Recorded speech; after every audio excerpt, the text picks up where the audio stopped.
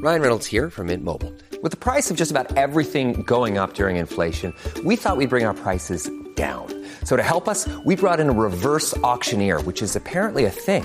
Mint Mobile Unlimited Premium Wireless. How to get 30, 30, bit to get 30, bit to get 20, 20, 20, bit to get 20, 20, bit to get 15, 15, 15, 15, just $15 a month? Sold! Give it a try at mintmobile.com/switch. $45 up front for 3 months plus taxes and fees. Promo rate for new customers for limited time. Unlimited more than 40 gigabytes per month. Slows full terms at mintmobile.com. You're listening to Make Some Noise podcast, Minisode number 473.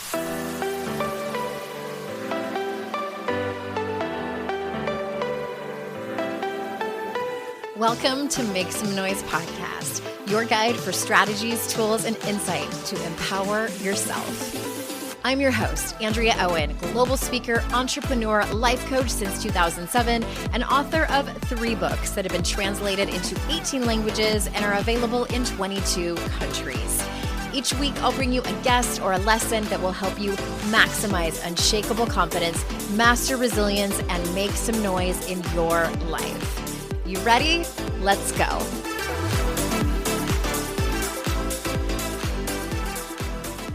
Hey everybody, I'm doing a book giveaway. So my brain farted and I've totally recorded this whole episode and forgot to mention it. So I'm recording this at the end, slipping it in the beginning.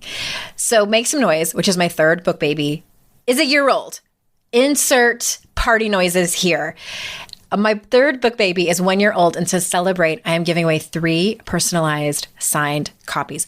All you need to do is head on over to Instagram, and I'm at Hey Andrea Owen over on the gram. This podcast episode will drop on Friday, September 2nd, and that's when the giveaway will start. If you just look for the book giveaway post there from Friday, September 2nd, it will run until Tuesday, September 6th. And all the instructions will be over there. Just read all about it. Good luck. I hope you win. Thank you so much for your support with Make Some Noise. It was such a joy to write, and I love it. If you haven't read it, maybe you'll win a copy, and the link will be in the show notes. Okay, let's get on with the show. Hey everyone, welcome to another episode of the podcast. I'm so glad that you're here. We have officially kicked off the self-care theme. I made that sound very official. It did not mean for it to sound as serious as it came out. But I was thinking about this minisode, and I wanted to talk about, let's start from the basics. Let's talk about what is self-care? What does it mean? And I Googled it, of course, because what else would I do? I'm like, what are other people saying about self-care? I know what I think self-care is, but let me get some more information. And I want to... The reason I think that I wanted to talk about it is because it's so broad. It really encompasses so many things. So in this minisode, I'm going to talk about what is it, some barriers as to why we don't engage in enough self-care. People don't engage in enough self-care. And then where to start. Where do I start? Because it's so broad. It can feel a little overwhelming. All right, let's get into it. So the WHO, the World Health Organization, not the band. I think it would be a lot more fun if it was the band that said this. But the World Health Organization has this list, and I'm going to read it. A lot of these things are going to be things where you're like, okay, I know that. And some of them are going to be maybe things that you didn't think of, that you just kind of took for granted. Hygiene, right?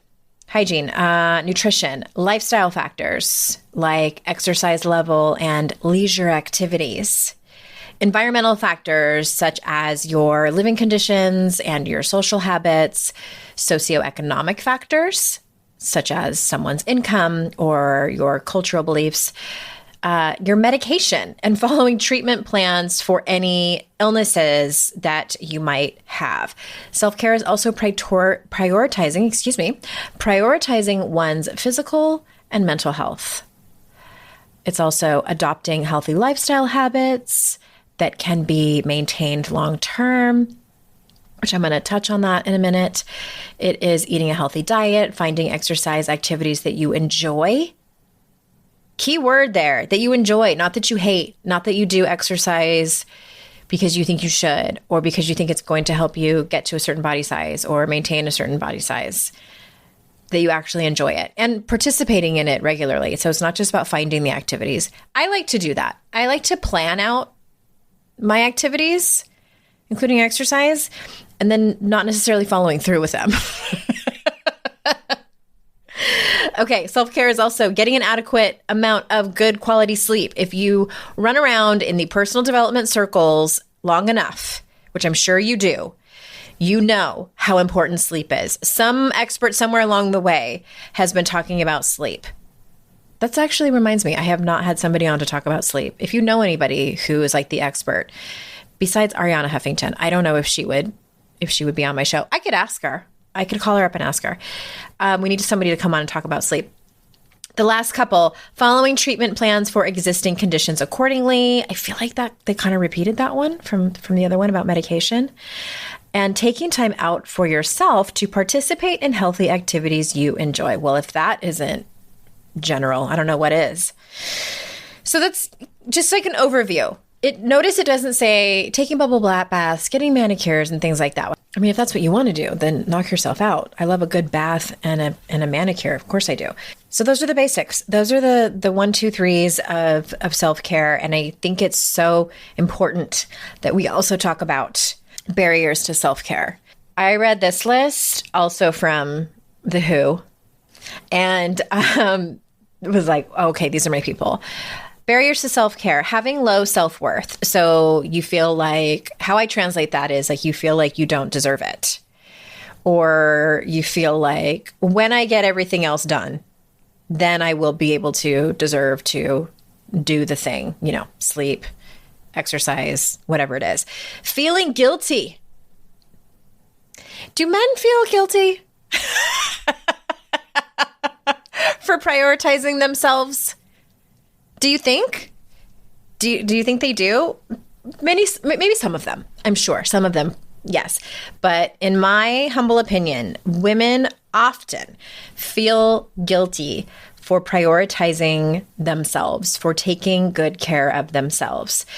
Another barrier, lack of planning. Yes, lack of planning. What is that saying? If you fail to plan, you plan to fail. I feel like that you were bordering on hustle culture over there, but it is true. It is very true. Too many responsibilities. You have too many things on your plate. If you guys missed the episode that I did with Laura Danger, and it was a couple months ago, I'll pop it in the show notes. It was so good. I follow her on all the socials, and I love her videos so much. I love what she teaches. She talks about the division of labor in households and just how important it is and how much more we should value that and get help. Okay. Too many responsibilities. Workplace culture surrounding self-care, which I thought was really interesting. Having not worked in an actual office for a company since 2007, I forget that. And I worked for an exercise company the last handful of years of my corporate life. So they definitely prioritized self-care. But I can see how capitalism and prioritizing productivity first, prioritizing profit, prioritizing the bottom line of the company and the shareholders and all that, that can trump self-care.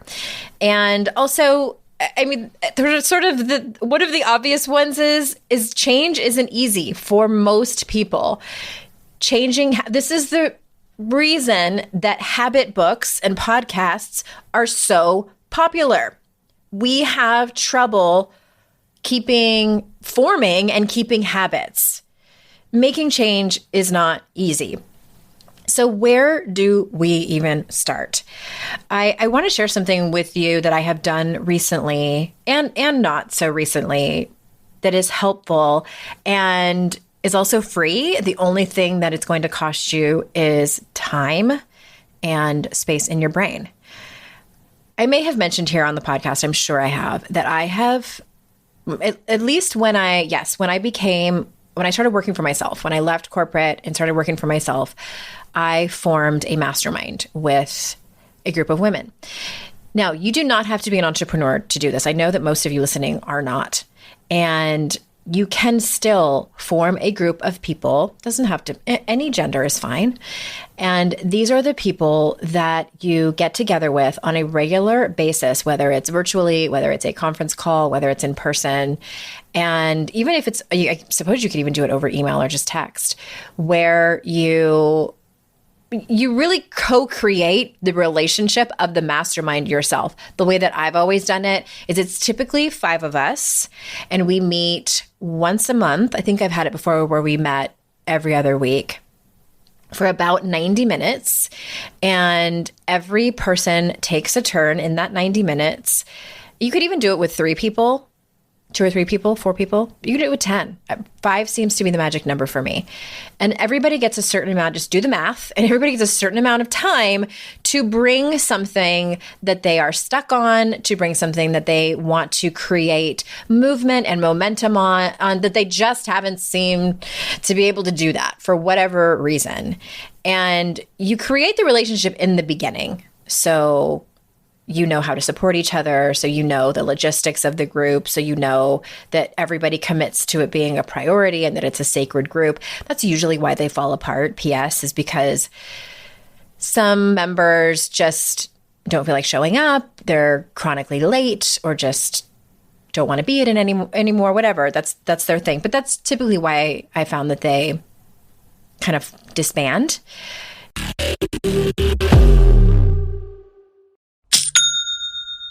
Shopify's already taken the cash register online, helping millions sell billions around the world. But did you know that Shopify can do the same thing at your retail store? Give your point of sale system a serious upgrade with Shopify. With Shopify, you get a powerhouse selling partner that effortlessly unites your in-person and online sales into one source of truth. Track every sale across your business in one place and know exactly what's in stock. Connect with customers inline and online. Shopify helps you drive store traffic with plug-and-play tools built for marketing campaigns from TikTok to Instagram and beyond. Get hardware that fits your business. Take payments by smartphone, transform your tablet into a point of sale system, or use Shopify's POS Go mobile device for a battle-tested solution. Sign up for a $1 per month trial period at shopify.com/noise, all lowercase. Go to shopify.com/noise to take your retail business to the next level today. Shopify.com/noise. Today's podcast is sponsored by MIDI Health. Ladies, are you over 40 like me and dealing with hot flashes, insomnia, brain fog, moodiness, some vaginal dryness, or weight gain? Don't just accept it as part of aging. These symptoms are often linked to hormonal changes during perimenopause and menopause. At MIDI Health, they get it. Their experts know what you're going through and how to help. MIDI clinicians are menopause specialists offering safe, effective, FDA-approved solutions. And guess what? MIDI care is covered by insurance. So stop pushing through it alone. Schedule a virtual visit and dive deep into your unique symptoms and health background. You'll walk away feeling heard and with a plan to start feeling better. Visit MIDI Health today and reclaim your well-being. You deserve to feel great. Book your virtual visit today at joinmidi.com. That's joinmidi.com. joinmidi.com.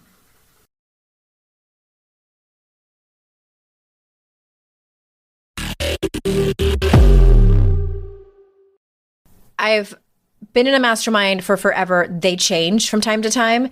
And the last one I was in for years, I've been in 2 of them that lasted for at least 5 years. And this last one that I was in really just kind of disbanded because COVID and a few other reasons. And I recently created a new one with people that I have met in the National Speakers Association, the NSA. And already it's amazing. And I pulled one person out of the group. I just threw out there, I was like, I need some accountability. This is why people hire coaches, by the way. And I know this. I don't necessarily need coaching. Here's what I came to realize. I need somebody who's going to hold me accountable. And there's so many different ways to do this. And you really have to find what motivates you. Some people are highly motivated by punitive consequences. Some people are motivated by competition. Some people are motivated if something is gamified. There's just some people are motivated by money. And her name is Nora, and she and I worked out something that works for both of us. Because as an entrepreneur, if no one is holding my feet to the fire, if I don't have to answer to anyone except me, there can be months that go by where I'm just like, I don't feel like just taking this whole month off. It's like I found myself ebb and flow between feeling really scrappy and feeling not so scrappy. And anyway, lots of compassion for myself. I do not call myself lazy anymore. It's just not a word that I use. It's seasons of my life. It's just how it works. And there are paid masterminds. I've been in them before. They have different kinds of advantages. But I mean, I'm all for the free ones. I think they're amazing. And one of the secrets to that success is being really transparent from the beginning with this person, whether it's accountability or a mastermind, I should say. From the beginning, create the relationship. Here's how Nora and I had our meeting, and at the very end, I'm like, how do you like to be supported? Do you like a you go girl? Do you like tough love? Do you want lots of compassion and empathy and flexibility? Do you want a combination of that? Because if you want a combination of that, I'm going to need you to tell me what you need. And I'm going to be asking you a lot. What is it that you're looking for me in this moment? When you come to me and you're feeling you've got a lot of negative self-talk, or you did not meet the deadline that you wanted, or you're having some imposter syndrome going on. What is it that you want?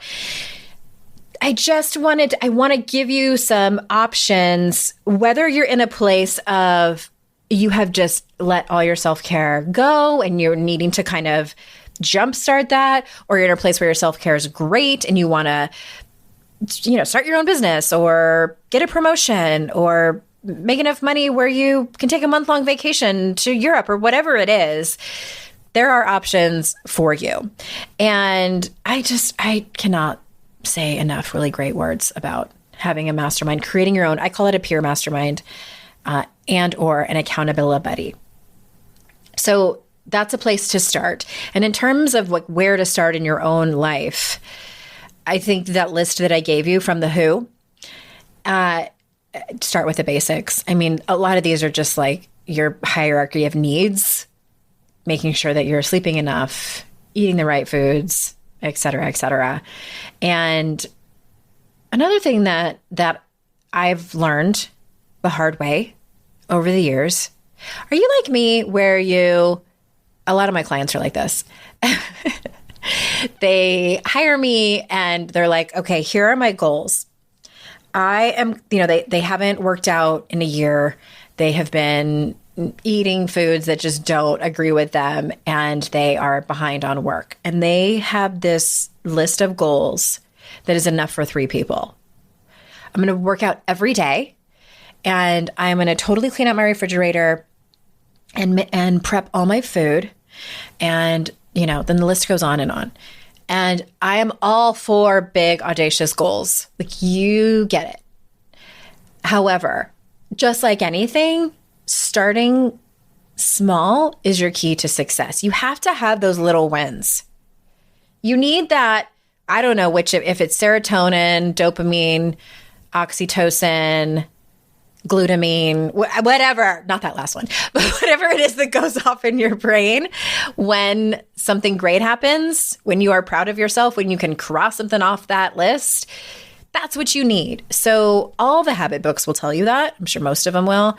You need to have these small wins in order to build up that momentum that you can keep doing it. And then your list can go from there. All right. So start small. And if you are doing all of the basics, in terms of personal development, because that's, what this podcast is about, let's get a little bit more granular here for a minute. Where to start? I know that I bring you episodes every week that are really all over the place. And that's why I try to break it down into themes, but there's still, it's a lot. It's a lot to take in. And I know that some of you listen to my podcast and other people's podcasts just as you're working out, as you're in the car, as you're getting ready in the morning. I love that. Hi. And just to have something, there's a couple of podcasts I listen to. I just now love the sound of their voices and have it on. Like Maintenance Phase is one of them. You're Wrong About, Brene Brown's podcast. Sometimes I'm not even totally listening, but I just like to have it on. Like they're my friends. That's fantastic. Do that. Keep doing that. And I know that there's a group of you who really absorb everything and go and buy the books of my guests and all of those things. So if you're in that place, and you might kind of ebb and flow back and forth to those two personas that I described. But if you're feeling a little bit overwhelmed, like where do I start in my own personal development journey? I have a couple of suggestions. The first one is pick something where the person that you're listening to, if it's my podcast where I have different guests almost every week, if there's somebody who just knocks your socks off, I feel like that's telling you something. So look at their work, and maybe it's not just them that you follow or, take their programs or whatever. Maybe it's that particular topic. I had Shantae Cohn on a few weeks ago, and she is a therapist and counselor and very much into the spiritual realm and goes like, it's a 7-layer dip with her. And that might have felt like just magical to you. I had David Hayward on, I think the week after her, talking about religious deconstruction. That might have been like, oh my gosh, that is the path I need to follow. Maybe that's how you felt. I've had people talking about Enneagram, like whatever it is that lights you up the most, spend some time on that for a little bit. That's one way to do it. Another way is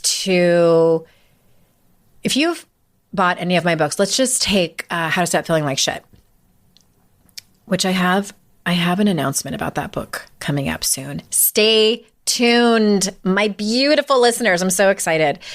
That book has 14 chapters on different behaviors that we all do to some degree. Pull that book out, whether you have it on Audible or a hard copy of it, and run through the chapters and think about the ones that you feel like you struggle with the most, or you took the most notes in, or you highlighted the most, whatever that is. And maybe you buy another book just on that particular topic, or you bring that topic to your therapist next week. That could be one way to do it as well. And I've mentioned this in a podcast like a million years ago on this same topic.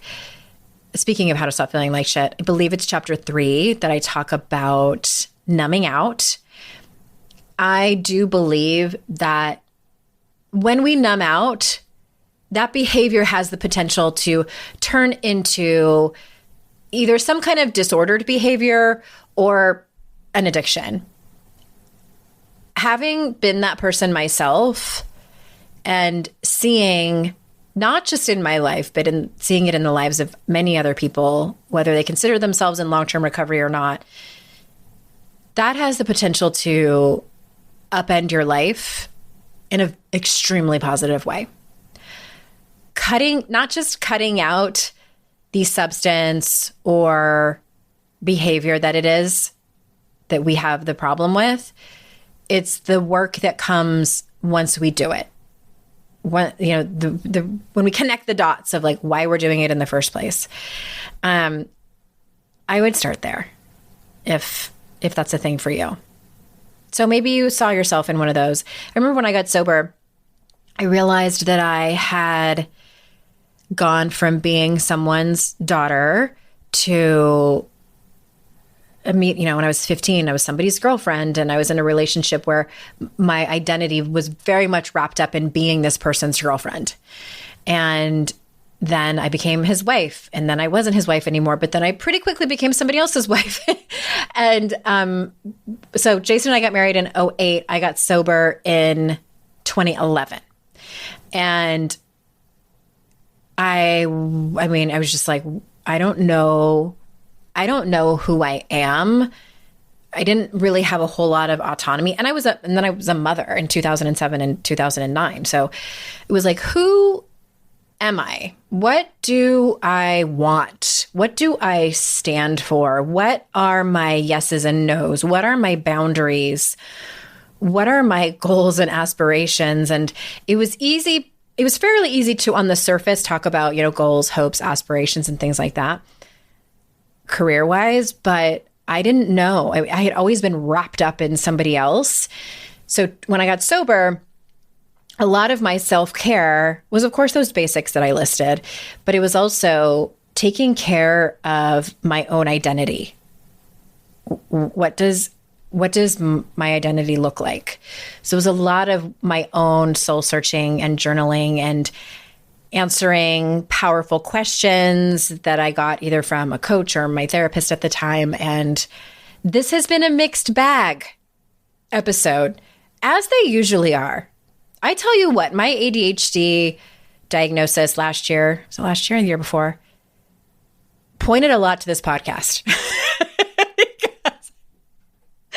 because I've always felt like I am all over the place. And you know what? That's how my brain works. And I'm not going to apologize for that. But I hope this was helpful for you. I just love you guys so much. I appreciate you listening. And if you do feel like you could use the support of a coach, that's what I do. And I have two amazing lead coaches, Sabrina and Liz. And we do have some openings this fall. So head on over to AndreaOwen.com/apply and we will get you started on that. Thank you for listening. And remember, it's our life's journey to make ourselves better humans and our life's responsibility to make the world a better place. Bye for now.